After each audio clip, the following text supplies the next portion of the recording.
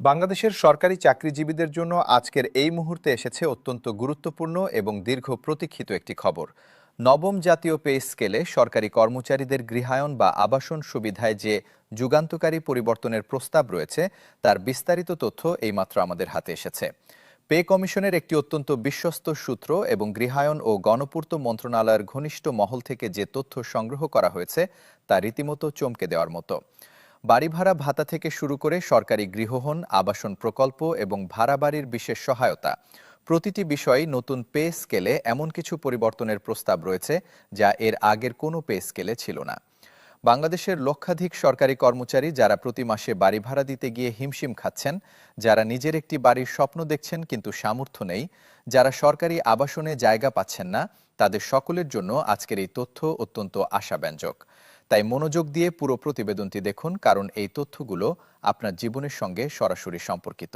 প্রথমেই বলা দরকার, বাংলাদেশের সরকারি কর্মচারীদের আবাসন সমস্যা দীর্ঘদিন ধরেই একটি তীব্র সংকট হিসেবে বিদ্যমান। রাজধানী ঢাকায় সরকারি কর্মচারীদের জন্য যে পরিমাণ সরকারি আবাসন রয়েছে তা চাহিদার তুলনায় অত্যন্ত কম। অনুমান করা হয় যে ঢাকায় কর্মরত সরকারি কর্মচারীদের মাত্র 10 থেকে 15% সরকারি আবাসনের সুবিধা পান। বাকি 85 থেকে 90% কর্মচারীকে বাজারে উচ্চ মূল্যে বাড়ি ভাড়া নিতে হয়। একজন মধ্যম গ্রেডের কর্মচারী তার মাসিক বেতনের 40 থেকে 50% শুধু বাড়ি ভাড়া বাবদ খরচ করেন। এই পরিস্থিতি সরকারি কর্মচারীদের আর্থিক জীবনকে চরমভাবে বিপর্যস্ত করে রেখেছে। নবম পে স্কেলে এই দীর্ঘদিনের সংকটের একটি সামগ্রিক সমাধানের চেষ্টা করা হচ্ছে এবং সে লক্ষ্যে বেশ কিছু যুগান্তকারী প্রস্তাব পে কমিশনের বিবেচনায় রয়েছে। নবম পে স্কেলে আবাসন সুবিধার ক্ষেত্রে সবচেয়ে আলোচিত এবং সবচেয়ে তাৎক্ষণিক প্রভাব ফেলবে এমন পরিবর্তনটি হল বাড়ি ভাড়া ভাতার আমূল পুনর্নির্ধারণ।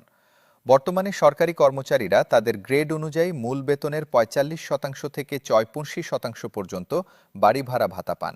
কিন্তু বাস্তবে ঢাকার মতো শহরে এই ভাতায় একটি মোটামুটি মানের বাসস্থান ভাড়া নেওয়া প্রায় অসম্ভব।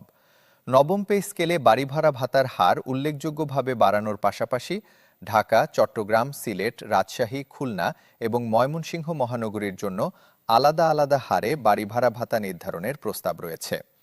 পে কমিশনের সূত্র জানিয়েছে, ঢাকা মহানগরীতে কর্মরত কর্মচারীদের বাড়ি ভাড়া ভাতা বর্তমানের তুলনায় অন্তত দ্বিগুণ করার একটি প্রস্তাব সক্রিয়ভাবে বিবেচনায় রয়েছে। কারণ ঢাকায় একটি 2 কক্ষের সাধারণ ফ্ল্যাটের মাসিক ভাড়া এখন 15 থেকে 25,000 টাকার মধ্যে, যা বেশিরভাগ কর্মচারীর বর্তমান বাড়ি ভাড়া ভাতার দ্বিগুণ বা তারও বেশি। বিভাগীয় শহর ও জেলা শহরে কর্মরত কর্মচারীদের জন্য বাড়ি ভাড়া ভাতার হার পুনর্নির্ধারণের প্রস্তাব রয়েছে। বর্তমানে এই শহরগুলোতে কর্মরত কর্মচারীরা ঢাকার তুলনায় কম বাড়ি ভাড়া ভাতা পান, কিন্তু গত কয়েক বছরে বিভাগীয় ও জেলা শহরগুলোতেও বাড়ি ভাড়া উল্লেখযোগ্যভাবে বেড়েছে। নবম পে স্কেলে প্রতিটি শহরের আবাসন বাজারের বাস্তব পরিস্থিতি বিবেচনায় নিয়ে আলাদাভাবে বাড়ি ভাড়া ভাতা নির্ধারণের একটি পদ্ধতি চালু করার প্রস্তাব রয়েছে। এতে করে ঢাকায় কর্মরত কর্মচারী যেমন বেশি ভাতা পাবেন, তেমনি উপজেলা পর্যায়ে কর্মরত কর্মচারীও সেই এলাকার বাজার দরের সঙ্গে সামঞ্জস্যপূর্ণ ভাতা পাবেন। এই যুক্তিসঙ্গত পদ্ধতিটি বাস্তবায়িত হলে দেশের সকল স্তরের কর্মচারীরাই আবাসন সমস্যায় কিছুটা স্বস্তি পাবেন। সরকারি গৃহহীন ব্যবস্থার আমূল সংস্কারের বিষয়টি নবম পে স্কেলে একটি বিশেষ গুরুত্বপূর্ণ প্রস্তাব হিসেবে স্থান পেয়েছে।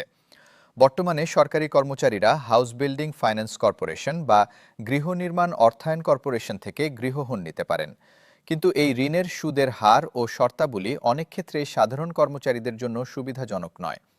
নবম পে স্কেলে সরকারি কর্মচারীদের জন্য একটি বিশেষ সুদমুক্ত বা অত্যন্ত কম সুদের গৃহহীন প্রকল্প চালু করার প্রস্তাব রয়েছে। পে কমিশনের সূত্র জানিয়েছে, নিম্ন ও মধ্যম গ্রেডের কর্মচারীদের জন্য মাত্র 2 থেকে 3% সুদে গৃহহীন দেওয়ার একটি বিশেষ প্রকল্পের প্রস্তাব রয়েছে। এই ঋণের মেয়াদ হবে 25 থেকে 30 বছর এবং কিস্তির পরিমাণ নির্ধারিত হবে কর্মচারীর মাসিক বেতনের একটি সহনীয় শতাংশের মধ্যে রেখে। এটি বাস্তবায়িত হলে লক্ষাধিক কর্মচারীর নিজস্ব আবাসনের স্বপ্ন পূরণ হওয়ার সুযোগ তৈরি হবে। সরকারি আবাসন ব্যবস্থার সম্প্রসারণের বিষয়টিও নবম পে স্কেলের সঙ্গে সম্পর্কিত একটি গুরুত্বপূর্ণ পরিকল্পনায় রয়েছে। বর্তমানে ঢাকায় সরকারি কোয়ার্টার ও ফ্ল্যাটের সংখ্যা অত্যন্ত সীমিত এবং এগুলোর একটি বড় অংশ জীর্ণশীর্ণ ও বসবাসের অনুপযোগী। নতুন পে স্কেল বাস্তবায়নের সঙ্গে সঙ্গে সরকারি আবাসন সম্প্রসারণ প্রকল্প গ্রহণের পরিকল্পনা রয়েছে। বিশেষ করে ঢাকার আশপাশে পূর্বাচল, উত্তরা এক্সটেনশন